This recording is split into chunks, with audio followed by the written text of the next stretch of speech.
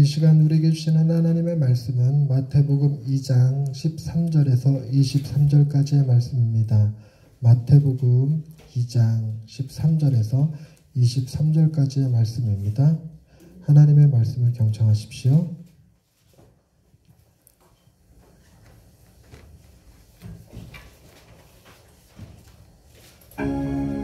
그들이 떠난 후에 주의 사자가 요셉에게 현몽하여 이르되 헤롯이 아기를 찾아 죽이려 하니 일어나 아기와 그의 어머니를 데리고 애굽으로 피하여 내가 네게 이르기까지 거기 있으라. 요셉이 일어나서 밤에 아기와 그의 어머니를 데리고 애굽으로 떠나가 헤롯이 죽기까지 거기 있었으니 이는 주께서 선지자를 통하여 말씀하신 바 애굽으로부터 내 아들을 불렀다 함을 이루려 하시니라. 이에 헤롯이 박사들에게 속은 줄 알고 심히 노하여 사람을 보내어 베들레헴과 그 모든 지경 안에 있는 사냥아이를 박사들에게 자세히 알아본 그때를 기준하여 2살부터 그 아래로 다 죽이니 이에 선지자 예레미야를 통하여 말씀하신 바 라마에서 슬퍼하며 크게 통곡하는 소리가 들리니 라헬이 그 자식을 위하여 애곡하는 것이라. 그가 자식이 없으므로 위로받기를 거절하였도다 함이 이루어졌느니라. 헤롯이 죽은 후에 주의 사자가 애굽에서 요셉에게 현몽하여 일어나 아기와 그의 어머니를 데리고 이스라엘 땅으로 가라. 아기의 목숨을 찾던 자들이 죽었느니라. 요셉이 일어나 아기와 그의 어머니를 데리고 이스라엘 땅으로 들어가니라. 그러나 아켈라오가 그의 아버지 헤롯을 이어 유대의 임금됨을 듣고 거기로 가기를 무서워하더니 꿈에 지시하심을 받아 갈릴리 지방으로 떠나가 나사렛이라는 동네에 가서 사니 이는 선지자로 하신 말씀에 나사렛 사람이라 칭하리라 하심을 이루려 함이로라.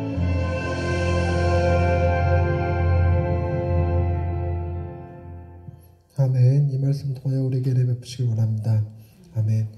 오늘 본문에 굉장히 어렵고 힘든 주제가 하나 등장합니다. 그게 무엇이냐면 헤롯이 2살 이하의 어린 아이들을 모두 죽이는 사건, 영유아 살해 사건이 기록되어 있습니다.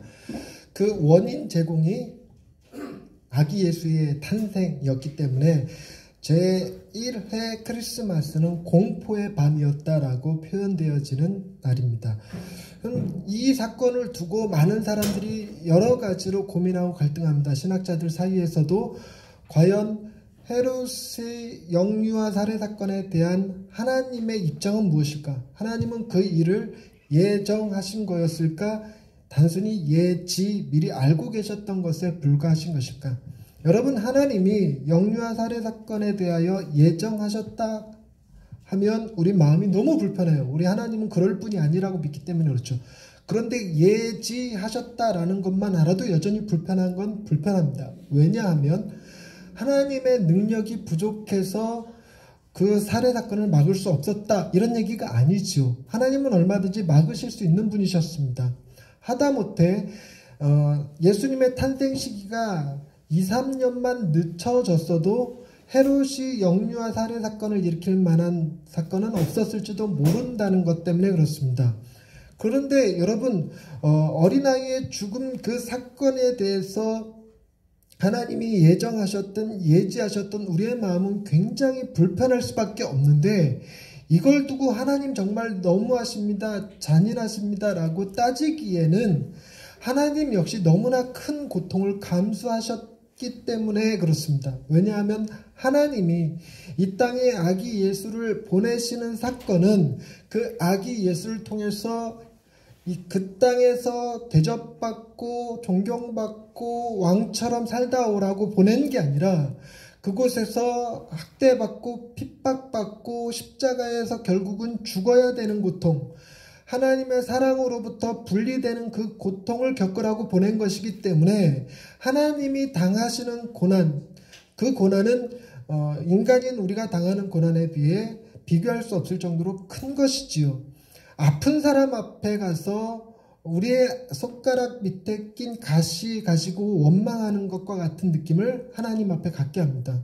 그럼 우리는 하나님 앞에 원망할 자격이 없는 것이냐? 그렇지는 않습니다. 얼마든지 원망할 수 있겠죠. 그러나 우리는 영유아 살해 사건에 대하여 하나님만큼의 지혜를 가지고 있지 못합니다. 그리고 고난에 대한 우리의 생각도 항상 옳다고 단정할 수 없지요.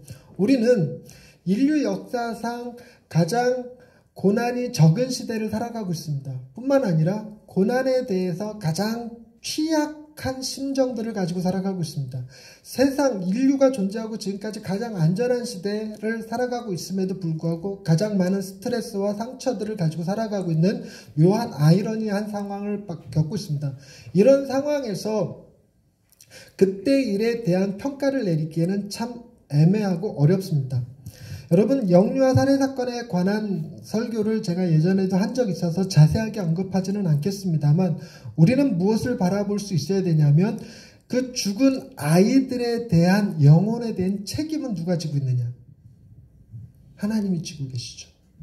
그리고 그 아이들도 여전히 죄 가운데 태어나서 누군가가 그의 죄를 대속해 줘야 되는 대상들인데, 이 땅에 오신 아기 예수님이 그 죄값을 친히 담당하심으로 하나님께서 이 어린아이들을 품에 안으시기에 조금도 부족함이 없는 상태로 만드셨기 때문에, 여러분, 하나님은 아무런 대안 없이 어떤 일을 행하시는 분이 아니라 철저하게 우리를 생각하시고 우리를 모두 다 품으시고 보듬을 수 있는 방식으로 행하시죠.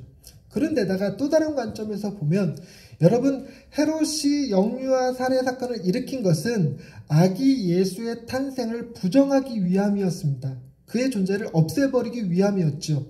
그래서 예수님께서 공생애를 시작하실 때까지 지금으로부터 33년, 그러니까 이 예수님의 탄생 이후로 30년의 세월이 흐르는데, 그 세월 동안 과연 예수 메시아가 이 땅에 오신 것이 맞는가? 그 기록은 다 사라졌고 그걸 증언할 만한 사람들도 다 죽어버린 상태에서 누구는 살아있냐면, 예수가 이 땅에 오셨다라는 사실을 30년이 아니라 300년이 지난다 해도 잊을 수 없는 사람.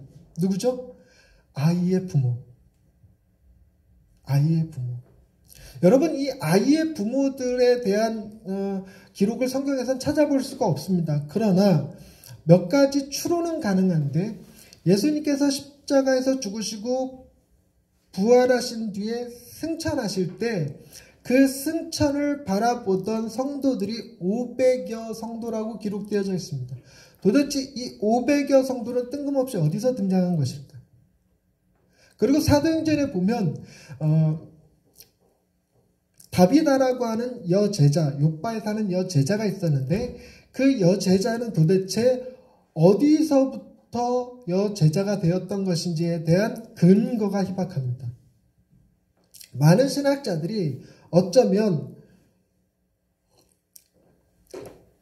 자신의 자녀의 죽음을 통해서 괴로움을 가지고 살아갔던 사람들이 예수에 대한 기억을 품고 있었고, 자신의 자녀가 예수 그리스도 메시아가 이 땅에 오셔서 행하시는 일들의 어떤 근거, 희생과 순교가 되었는지를 기억하는 사람들의 삶의 변화, 그리고 예수 안에서 비로소 가질 수 있는 희망, 천국에서 다시 만날 것이고, 하나님은 빼앗았던 죽은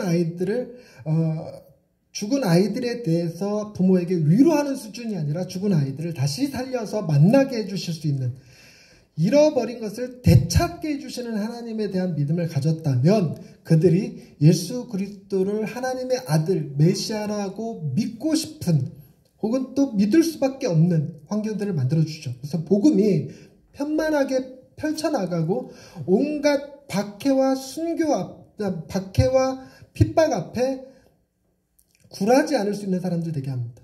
자식도 죽었는데, 예수 때문에 죽었는데 내가 예수를 부정하고 죽을 일이겠는가? 얼마든지 순교할 수 있죠. 그러나 오늘 본문은 그것을 얘기하고자 함이 아니고, 제가 오늘 전하고자 하는 설교는 다른 데 포커스를 두고 있습니다. 여러분, 오늘날 이 시대는 그 아이를 잃은 부모들처럼 우리 마음에도 하나님에 대한 원망과 분노가 있는 사람들이 꽤 많습니다. 저 역시 그런 원망과 분노를 꽤 많이 가지고 살았어요.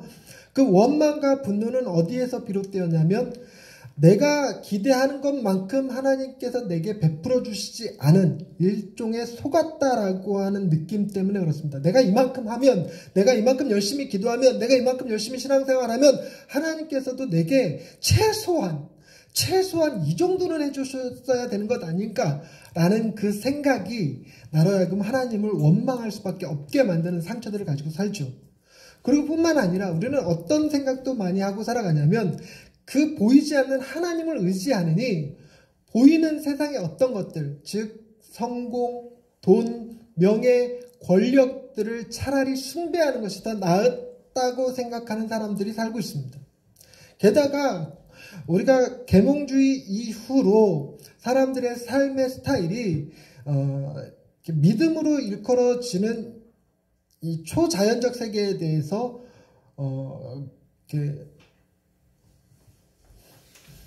우리가 미신을 숭배하는 사람들을 뭐라고 부르죠? 몰상식한 느낌을 갖죠. 비이성적인 행동을 하고 있는 것 같이 느낍니다. 그래서 사람들은 이성적인 판단이야말로 가장 신뢰할 만한 일이다라고 생각하며 살게 되었습니다. 그래서 사람이 죽었다가 부활했다고 하는 기사를 다루는 성경의 내용을 믿는다는 것은 굉장히 비이성적인 행동이고 미신적인 행동이라고 생각하게 된 시대가 되었습니다. 뿐만 아니라 공동체성이 와해되고 개인의 중요성, 나만 아니면 돼 라고 하는 사상에서부터 내가 성공하기 위해서는 다른 사람들을 짓밟는 것 정도는 어쩔 수 없이 감내해야 되는 일이야 많은 형태로 자기 개인 위주로 살아가는 시대가 되어버렸습니다.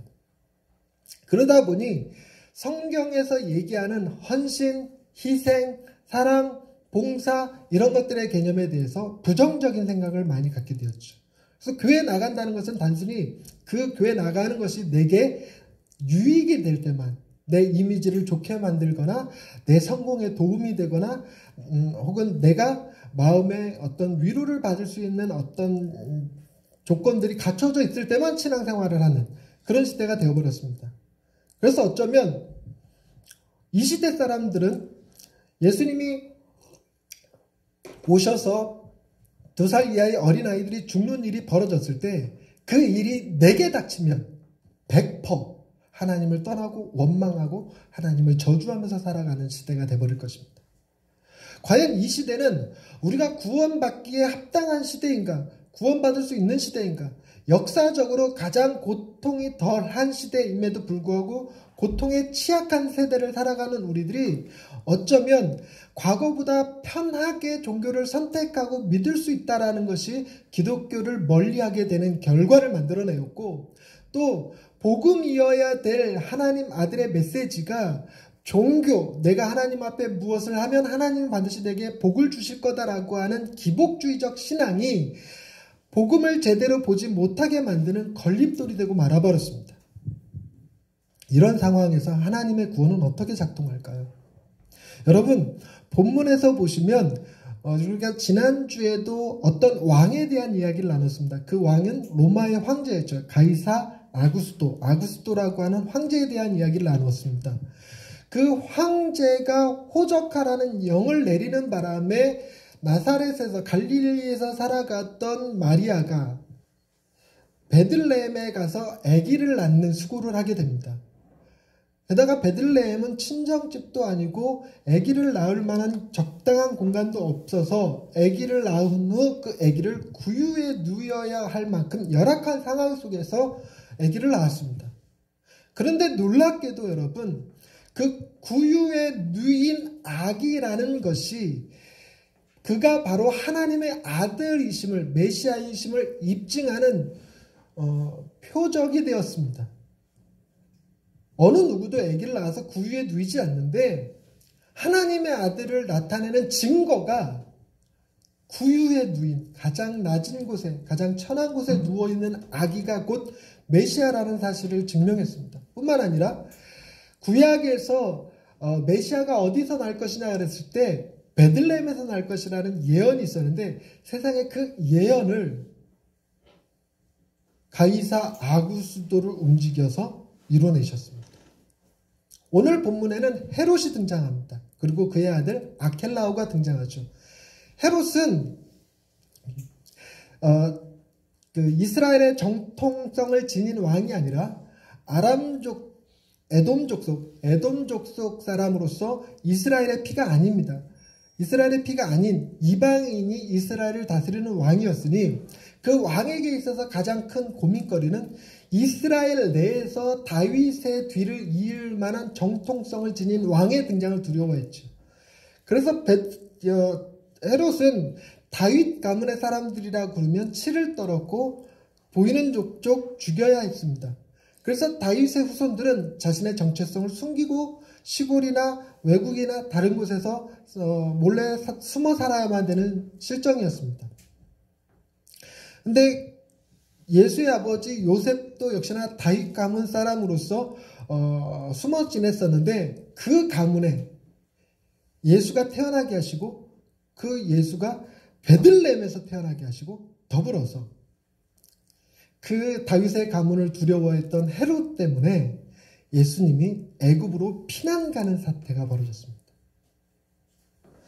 애굽으로 피난 갔다가 다시 되돌아온 이 사건은 이스라엘 사람들에게는 잊을 수 없는 하나의 사건을 연상하게 만듭니다. 그것이 뭐냐면 출애굽 사건입니다. 출애굽 사건.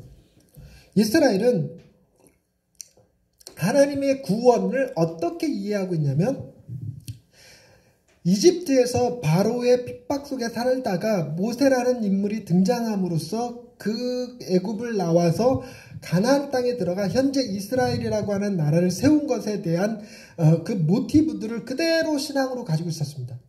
구원이라 함은 애굽에서 건져내는 것을, 그리고 천국이라 함은 가나안 땅에 들어가는 것을, 하나님 나라의 왕국이라고 하는 것은 이스라엘 나라의 회복을 이렇게 이해하고 있던 사람들이죠. 그래서 그들에게 있어서 메시아란 모세와 같은 자를 연상했었습니다. 그래서 언제나 예언자들은 뭐라고 예언을 했냐면 메시아는 반드시 애굽에서 나와야 된다라는 생각을 가지고 있었습니다. 되게 이중적이죠. 베들레헴에서 태어나야 되는데 애굽에서 나와야 돼.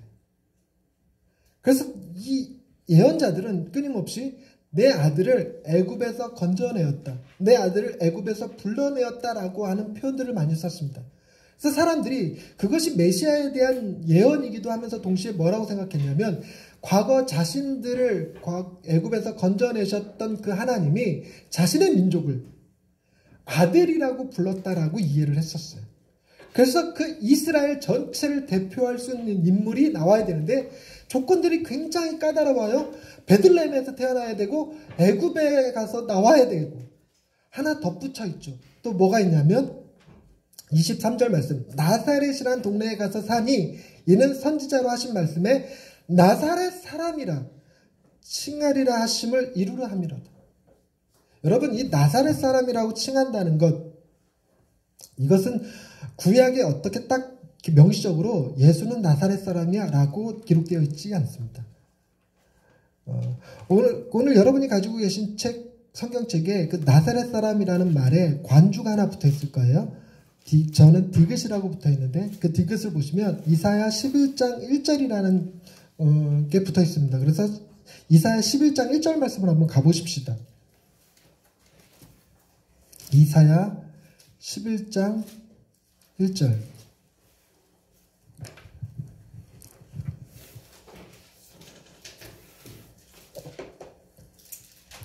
이새의 줄기에서 한 싹이 나며 그 뿌리에서 한 가지가 나서 결실할 것이요. 여러분, 여기서 이새는 다윗의 아버지를 말합니다. 그러니까 이새의 줄기라는 얘기는 다윗의 후손들이라는 개념을 가지고 있습니다. 근데 그 다윗의 후손에서 한 싹이 날 건데 이 싹이 바로 다윗의 뒤를 이어서 이스라엘을 구원할 메시아에 대한 예언의 상징적 개념이었어요. 그런데 그 싹이 나며 그 뿌리에서 또 한 가지가 날 거라고 표현하고 있습니다. 그러니까 다윗의 뿌리에서 한 가지가 나는데 느낌이 딱 오시나요? 베어져 버려서 다윗의 가문은 없어져 버렸어요. 그런데 뭐는 남아있냐면 뿌리가 남아있는 거예요. 뿌리. 그래서 헤롯이 왕이 되어서 이스라엘의 다윗 후손들을 다 죽여버렸다고 생각했는데도 남아있는 뿌리가 있었어요. 그 뿌리에서 한 가지가 다시 나서 그것이 결실하면 그것이 곧 메시아라고 생각을 했습니다. 그런데 이 구절하고 도대체 나사렛 사람 예수라 칭하리라 하는 것하고 아무 관련 없어 보이잖아요. 근데 여러분 이사야 11장 1절을 원문으로 읽으면 가지라는 말이 나사렛이라고 하는 말과 음가가 비슷합니다. 똑같은 것도 아니고 그냥 비슷합니다. 그리고 이 나사렛이라는 말을 이렇게 어원조사할 때 어디서 변형돼서 나사렛이라는 말이 되었을까라고 번역할 때 거룩하다라는 말과도 연다가 있습니다. 약간의 억지 같아 보이는데 해석자들 눈에는 약간의 억지 같아 보이지만 거룩한 동네라는 개념을 나사렛이라 부르기도 한다라고도 하고 이사야 11장 1절에 나와 있는 가지라는 단어의 그 언어 변천이 나사렛이다라고 이해하는 사람들도 있었습니다. 그러니까 어찌됐건 여러분 나사렛 사람이라고 하는 것이 이렇게 구약 말씀을 보고 예수님은 나사렛에서 살 것이야 라고 이해하기는 좀 어려웠어요. 그런데 뭐는 가능했냐면 이런 해석들은 나사렛에서 사신 예수를 가지고 역순으로 구약에서 찾아보니 어쩌면 이 거룩하다라는 말에서 왔거나 아니면 이 가지라는 말에서 왔을 것이다 라고 역순으로 추정한 겁니다. 마치 뭐와 같냐면 여러분 우리 과거의 시대에 저희가 신앙생활에 왔던 모습들을 가만히 돌이켜보면 그때는 하나님의 뜻을 알지 못했는데 지금에 와서 돌이켜보니 하나님이 그때 그 일을 행하신 것이 오늘날의 나를 만들기 위함이었구나라는 신앙의 고백들을 하시게 될 때가 있죠. 그와 동일한 방식의 해석이 나사렛 사람 예수라는 개념이었습니다. 그런데 단순히 그냥 구약의 그런 문제들만을 얘기하는 것이 아니라 이 모든 일을 하나님께서 누굴 통해서 역사하고 계신 거냐면 그 당대의 가장 두려운 존재 왕을 통하여 일하셨다는 겁니다. 여러분 제가 이 말의 재주가 조금 더 있으면 여러분들한테 다가가기 쉽게 설명하겠지만 말의 재주가 없으니까 그림으로 이미지로 한번 생각해 보십시다. 하나님이 가이사 아구스도를 움직여서 당신의 아들 아기 예수를 베들레헴 구유에 태어나게 했습니다.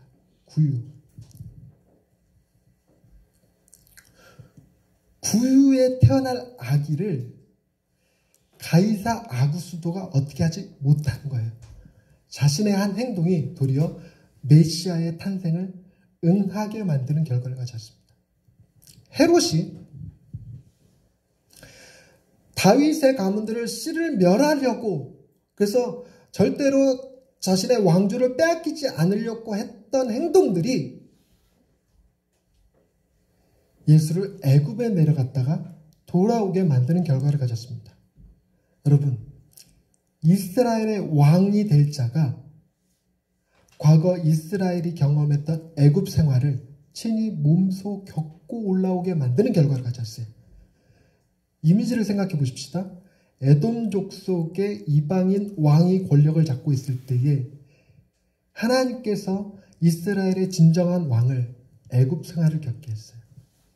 그리고 아켈라우, 헤롯의 아들인 아켈라우가 유대의 왕이 되었다는 소식을 통해서 예수님을 나사렛이라는 동네에서 가서 살게 했는데 나사렛이라는 동네는 요한복음에 의하면 빌립이 나다나엘에게 가서 복음을 전할 때 내가 메시아를 만났도다.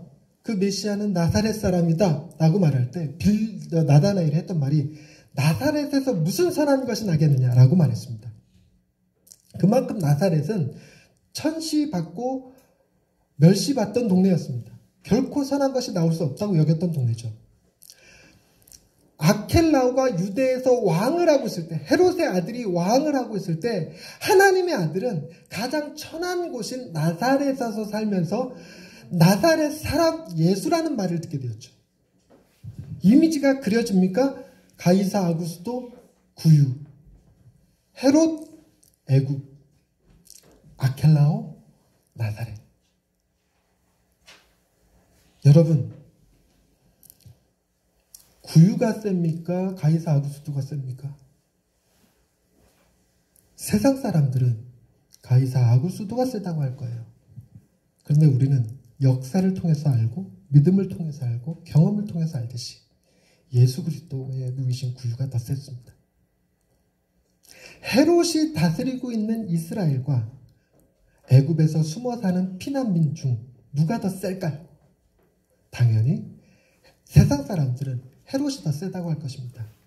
그러나 우리는 뭐라고 고백할 수 있냐면 애굽에 피난 중인 그 예수가 더 세다고 얘기할 겁니다. 유대 땅을 다스리는 아켈라우와 무슨 선한 것이 날 수 있냐고 여겼던 나사렛 사람과는 비교할 수 없을 만큼 큰 차이가 나지만 우리의 눈과 신앙의 고백으로는 나사렛 사람이 더 위대하다 얘기하죠. 하나님은 가장 강한 자들을 현재 부끄럽게 만들어버렸습니다. 그리고 가장 약한 자들을 가장 존귀하고 강한 자로 세우셨습니다. 이 두 논리. 여러분, 우리는 세상 가운데서 이 가장 강한 것을 추구하며 살아가지만 결국 하나님의 은혜와 역사는 어디서 일어나냐면 가장 약한 곳에서 일어난다는 사실입니다. 우리의 구원은 어디서 일어나냐면 내가 하나님 앞에 얼마나 열심히 신앙생활을 했느냐, 내가 얼마나 많이 헌금했느냐, 내가 얼마나 위대한 일을 했느냐, 내가 얼마나 세상에 큰 유익을 끼쳤느냐로 결정되지 않습니다. 뭐에서 결정되냐면 나의 가장 연약함을 주님 앞에 고백함으로 그분의 도우심을 구할 때 이루어지죠. 여러분, 그 정점이 어디에 있습니까?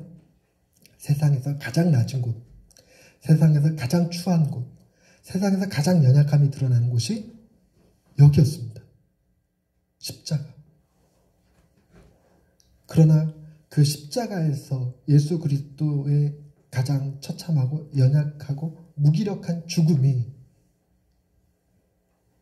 죽음을 이기고 진정한 왕이 되게 하는 출발점이 됐다는 거죠.